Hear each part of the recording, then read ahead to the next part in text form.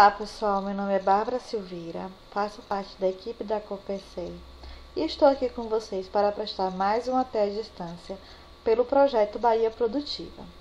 Projeto este que teve iniciativa da CAR em parceria com o Governo do Estado da Bahia, parceria mais forte e financiado pelo Banco Mundial. A nossa videoaula será para dar continuidade às nossas videoaulas de caprinos, alimentação com volumosos. Então, pessoal, vamos lá para mais uma videoaula? Durante as nossas videoaulas, a primeira e a segunda videoaula, nós vimos que temos vários tipos de forrageiras. E no período seca, para garantir o suprimento volumoso, durante esse período de baixa disponibilidade de pasto, existem dois tipos de conservação dessas forrageiras. Quais são elas, Bárbara? São a forma de feno ou de silagem. Então, a partir disso, nós vamos ver agora como é que se faz a fenagem da forrageira e a silagem e qual é a diferença delas. Então, Bárbara, como fazer o feno, O feno é uma forrageira verde, desidratada, ou seja, tirado todo aquele sumo de dentro da planta, ou seja, não deixar a água dentro da planta, com umidade tem que estar em torno de 15 a 20% e de alto valor nutritivo quando é feito na época adequada. Então, pode ser produzida em pastos para forragem, de possível manipulação ou em cultivos de forrageiras. Quando se fala na época adequada, é uma época que... Então, primeiramente, a gente tem que cortar a forrageira, ou seja, cortar o capim, cortar a leguminosa, dependendo do tipo de forragem de feno que você vai fazer. Então, qual é o ponto de corte? O ponto de corte é quando apresentar um alto valor nutritivo e volume de massa. Então, com as gramíneas, como foi dito no slide anterior, isso acontece antes da floração, e com as leguminosas, como foi dito no slide anterior, a exemplo, a leucena, quando a floração atingir 1/3 das plantas. Por isso que se fala época adequada também, porque a gente tem que observar qual estágio da planta se encontra para a gente fazer um feno de boa qualidade. Depois de cortada, nós temos que fazer o quê? Desidratar o material. Então, para fazer isso, a gente tem que espalhar no campo ou em terrenos para desidratar, ou seja, tirar toda a água, ou toda a água não, Bárbara, deixar de 15 a 20% do feno. Lá na frente a gente vai ver quando o material está pronto ou não para ser fenado. Então, depois a gente tem que revirar o material, ou seja, só está sempre movimentando esse material, Então, deve ser revirado constantemente para que o processo de desidratação seja rápido e seja uniforme, ou seja, pegue em todas as forrageiras. Como foi dito anteriormente, a gente, para saber o ponto do feno, se o feno já está adequado para o consumo e para a armazenagem, nós temos que fazer o quê? Pegar um pequeno pedaço, um pequeno feixe de folhagem e torcer com a mão. Então, se sair o sumo, ou seja, um líquido, a forragem ainda está muito úmida, ou seja, com a grande quantidade de água. E se não sair o sumo, nem quebrar, está pronto. Ou seja, não deve nem quebrar e nem sair o sumo. E aí você sabe que ocorreu a fenagem do material. Depois disso, nós temos que fazer o quê? Enfardar. O que deve ser enfardar, Você prensar ele, colocar em fardo e para facilitar o quê? O transporte. Se não conseguir enfardar, coloca-se em sacos, ou seja, você vai ensacar esse material. E aí, pessoal, depois a gente enfardar, a gente tem que transportar esse material até onde a gente vai armazenar. E, Bárbara, como é que se faz esse processo de transporte? Utilizando um carrinho de mão, uma carroça, um trator, um caminhão, caminhonete, qualquer tipo de meio de transporte que você tenha para levar até o armazém. Depois disso, a gente transportar, a gente vai armazená-los, né? Então, o feno, ele deve ser armazenado em local seco, arejado e coberto.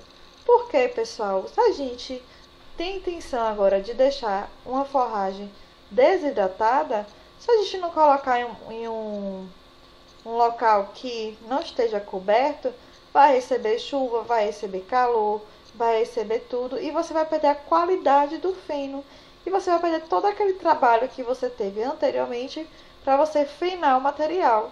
E aí você não pode nem fornecer para o animal isso, porque vai se tornar uma fenagem de má qualidade. Então, como vimos, nós vimos todo o processo de fenagem do material, ou seja, a formação de feno das forrageiras. Nós temos agora aí o processo de silagem. Então, a silagem é uma forragem úmida, fermentada e conservada em recipientes chamados de silos ou mesmo na superfície do solo. Então, qual a diferença, Bárbara, entre a fenagem e a silagem? Então, a fenagem você vai tirar a água, já a silagem você vai conservar a forrageira úmida, né? Então, a silagem constitui uma forma importante de conservar grandes volumes de forragem para a época de estio, ou seja, para a época sem chuva. E para fazer a silagem, quais são os passos, né, para fazer essa silagem? Primeiro, você tem que colher a forrageira, né? Quando é que eu vou colher a forrageira? Quando o ponto de corte apresenta um bom valor nutritivo e volume e massa, o que nas capineiras, ou seja, nos capins, corresponde à altura de 1,60 m. Nós temos depois que transportar o material, né? Então deve ser realizado por animais, carroças, carretas ou caminhonetes. Depois temos que o quê? Que picar o material utilizando o que, Bárbara? Uma máquina forrageira para a gente picar esse material todo. Depois a gente tem que transportar o material picado, né? Quando a forrageira não for picada direcionada para o silo, deve ser transportado em cestos. Depois temos que ensilar o material. Então, neste processo, tem que ter o quê? Uma boa compactação. Por que, Bárbara? Porque para não haver o quê? A presença de ar. Então, quando você tem a presença de ar no material, nós temos uma maior degradação, porque as bactérias vão ter um meio bom para se reproduzir, os fungos também, e você vai tornar o material que inaproveitável. Então, pessoal, ainda continuando o processo de silagem, nós devemos o que? Fechar o silo. A gente deve totalmente fechar esse silo, justamente para não ter presença de ar, como foi dito no slide anterior, não é? Então, a silagem deve ser fechada em dois tipos, ou colocada em silos, ou deve ser vedada, né? Utilizando lonas plásticas para a sua conservação. Então, o silo deve ser protegido contra o acesso a animais, para não danificar o plástico e estragar a silagem. Que tipo de animais? Rato, cobra, tudo isso aí. Quando você não tem, né, uma boa vedação. E aí, também, pessoal, uns barris de plástico que tem uma tampa preta e eles vedam direitinho essas silagens para que não escape ar. Não entre ar no silo, que é nossa intenção aqui. Assim, pessoal, nós encerramos a parte de forrageiras. A questão de a gente fornecer silo, como conservar. Vimos no slide anterior quais são os tipos de forrageiras, quais fornecer para o capim, onde devemos fornecer. E agora nós vamos falar um pouco mais sobre a questão de alimentação de caprinos por fase de crescimento, começando do cabrito até lá chegar na fase adulta. Então, começando do cabrito, que é a fase inicial das cabras, né? Que é o primeiro alimento de qualquer mamífero, é o colostro, né? Que é o primeiro leite que sai da teta do animal. Então, que é de suma importância para o quê? para proteger o animal contra as principais doenças. Então, nesse colostro, vai anticorpos da mãe, vai vitaminas da mãe. Então, por isso que é importante a gente induzir o cabrito a mamar logo esse primeiro leite. Então, ao nascer, o cabrito ele vai procurar o que? Logo a cabra para mamar. Se ele não conseguir, a gente tem que fazer o que? Ajudá-lo. Então, primeiramente, os cabritos devem ficar presos, acompanhar de 20 a 30 dias de nascidos. O cabriteiro deve ficar o quê? Sempre limpo e arejado, com proteção contra os ventos dominantes e chuvas e frio. Justamente para a gente criar um ambiente favorável para que esses cabritos eles se desenvolvam e eles não morram logo nos primeiros dias de vida. Mas, Bárbara, se esse cabrito não pegar, como a gente deve fornecer esse colostro, né, esse primeiro leite na teta? Primeira coisa, a gente tem que reunir o material, né, uma água, corda, papel toalha e balde. A gente tem que conter a cabra, a mãe do cabrito. Tem que lavar as tetas, né? Então, as tetas elas devem ser lavadas com água limpa para retirar a sujeira e evitar que o cabrito ele se contamine. Depois, a gente tem que enxaguar as tetas, enxugar as tetas, né? Enxugar com papel toalha descartável para evitar a contaminação de outra cabra, porque se a gente utilizar um pano para enxugar a teta de uma cabra, e se essa teta dessa cabra estiver contaminada e a gente enxugar com o mesmo pano na teta de outra, pode contaminar a teta de outra e pode transmitir doença para o cabrito de outra cabra. Depois a gente deve colocar o cabrito para mamar, né? O cabrito deve ser colocado junto à teta.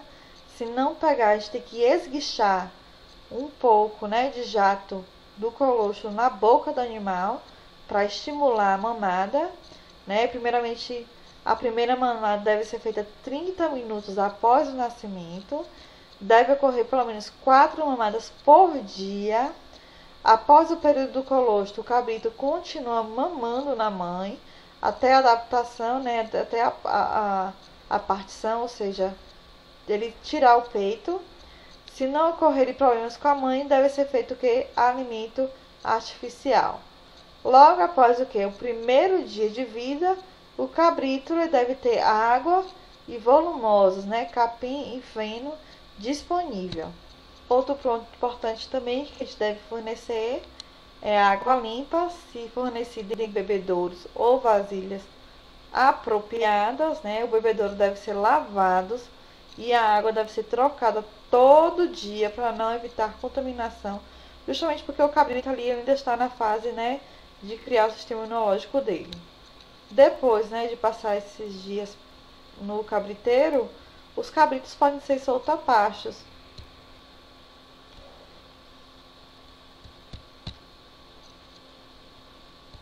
A gente também pode fornecer palma picada, né, em coxos, e deve ser bem moída essa palma.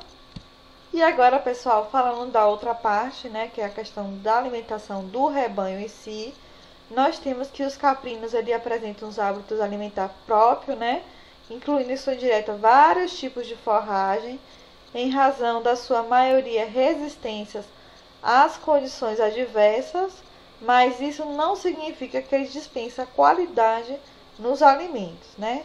Então, a alimentação deve ser feita considerando os animais divididos em lotes, né? Marrãs, que são as cabras fêmeas jovens, os bodetes, que são as cabras macho jovens, as cabras em gestação, as cabras paridas e as reprodutores, ou seja, as matrizes e o reprodutor. E como é que é feita a alimentação desse pessoal todo aí, né? Então, existem 2 tipos de alimentação. Quando a gente solta pasto, né? Quando se trata de uma produção semi-intensiva e extensiva, como foi dito no primeiro slide.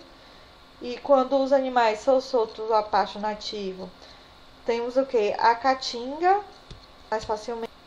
Então, a caatinga deve ser usada no período das chuvas, por todos os animais, dividido em quê? Em lotes, justamente porque não só separar o estágio que a cabra se encontra, mas também para que não ocorra o pisoteio do solo e acabe degradando ao solo. Então, no período seco, deve-se diminuir a lotação, né, fornecendo pastagens cultivadas, volumosas, suplementar as categorias mais exigentes do rebanho.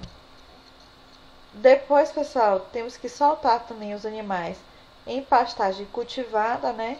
Então, as pastagens cultivadas devem ser usadas no período seco. O uso da pastagem cultivada no período das águas visa a produção de quê? De feno. Ou seja, nós temos duas finalidades da pastagem cultivada. Então, essa pastagem cultivada, a gente tem a finalidade de ser usada no período seco e quando ocorre nos períodos chuvosos, nós temos que cultivar essa pastagem justamente para a produção de feno ou de silagem. Então, pessoal, quando você tiver em período de chuva, você deve plantar para a gente produzir feno e silagem. Quando tiver no período de seca, você tem que soltar esses animais a pasto, justamente também para eles se alimentar no pasto. Nós devemos também suplementar o rebanho, né? Então, todos os animais devem ser suplementados com volumosos quando for constatada a produção. Ou seja, lá o meu pasto ele encontra-se seco quando a gente não tem um período de chuva. E aí, o pasto só tem uma pouca produção de alimentação. Então, eu vou suplementar a alimentação da minha cabra com volumosos.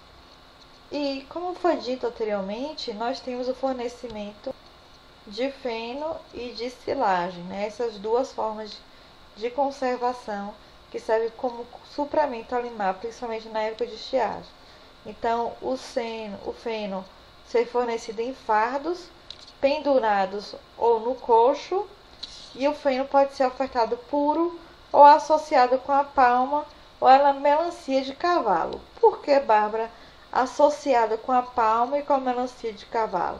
Como foi dito nas aulas anteriores, a palma ela nunca deve ser fornecida sozinha, né? Só se for de último caso, justamente porque a palma ela serve como também alimentação, já que possui uma boa umidade, ela deve ser fornecida com alimento seco, ou seja, com feno também. E a silagem deve ser fornecida no coxo para o animal. Lembrando que o feno é a conservação da forragem, né, por exemplo, seco, entre aspas, né, e a silagem é quando ocorre o processo de fermentação dessa forrageira, né, e é o fornecimento de matéria úmida para o animal. Para a gente fornecer a alimentação ao rebanho, deve se alimentar também que a gente tem que fornecer um banco de proteínas para ela, ou seja, quando se fala de proteínas, lembra lá da leucina, das leguminosas, né? Então, o banco de proteínas deve ser formado por uma leucina, a que os animais terão acesso apenas uma vez por 1 hora ao dia. Temos também fornecimento de palma forrageira,